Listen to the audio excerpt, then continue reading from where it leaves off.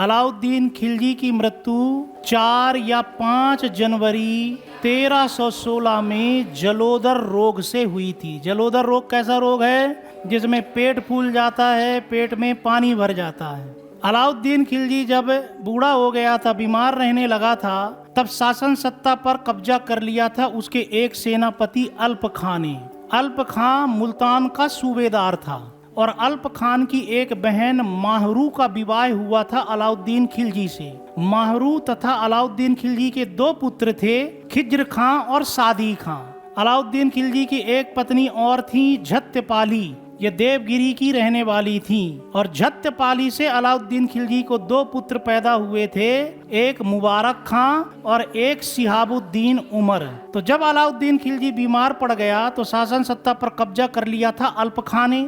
और अल्प खां अपनी बहन के लड़के खिज्र खां को, अलाउद्दीन खिलजी के पुत्र खिज्र खां को राजगद्दी पर बैठाना चाहता था। लेकिन अलाउद्दीन खिलजी का एक गुलाम था मलिक काफूर, और मलिक काफूर ने अलाउद्दीन खिलजी की बड़ी सेवा की। लेकिन जियाउद्दीन बर्नी का ऐसा कहना है कि इसी मलिक काफूर ने अलाउद्दीन खिलजी को धीमा जहर देना शुरू किया, तो अलाउद्दीन खिलजी और ज्यादा बीमार होता गया। और फिर एक दिन मलिक काफूर ने अल्प खां की हत्या करवा दी। कुछ दिनों के बाद अलाउद्दीन खिलजी का मृत शरीर राजमहल में पड़ा हुआ मिला।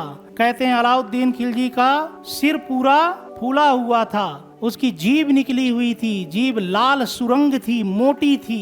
ऐसा प्रतीत हो रहा था कि लंबे समय से इसे धीमा धीमा जहर दिया गया है। और मलिक काफूर ने माहरू के 2 पुत्र खिज्र खां और सादी खां को ग्वालियर के दुर्ग में कैद करवा दिया, और वहीं ग्वालियर के दुर्ग में खिज्र खां और सादी खां को अंधा कर दिया गया। जबकि अलाउद्दीन खिलजी की एक दूसरी बेगम झत्यपाली के साथ मलिक काफूर ने विवाह कर लिया, और झत्यपाली के लड़के मुबारक खां को दिल्ली के ही सिरी के किले में एक महल था, 1000 सुतून का महल, उस महल में कैद करवा दिया।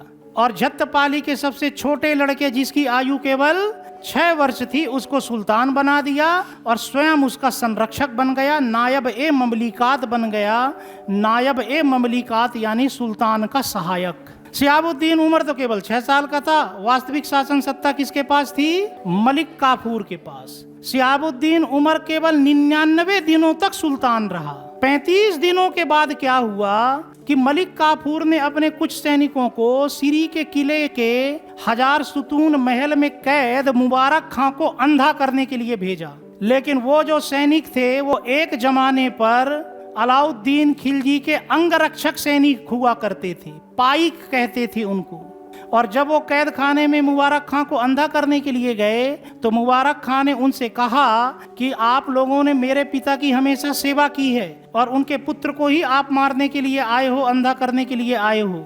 और मुबारक खां के पास एक हीरों का हार था, वो हार भी उसने उन सैनिकों को दे दिया। तो वो सैनिक मुबारक खां के पक्ष में हो गए और फिर उन्होंने राजमहल पर रात्रि के वक्त अटैक किया और सोने के लिए जा रहा था मलिक काफूर, तभी उन सैनिकों के द्वारा मलिक काफूर की हत्या करके उसकी कैसेट खत्म कर दी गई। मुबारक खां को कैद खाने से बाहर निकाला गया और मुबारक खां को सुल्तान शिहाबुद्दीन उमर का नया संरक्षक बनाया गया।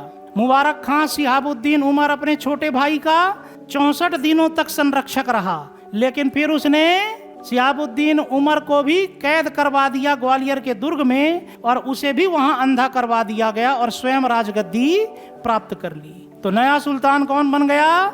मुबारक खां, जिसने मुबारक शाह खिलजी की उपाधि धारण की। तो शिहाबुद्दीन उमर ने इतिहास में केवल 99 दिनों तक शासन किया, 35 दिनों तक मलिक काफूर के संरक्षण में और 64 दिनों तक अपने बड़े भाई मुबारक खां या मुबारक शाह के संरक्षण में।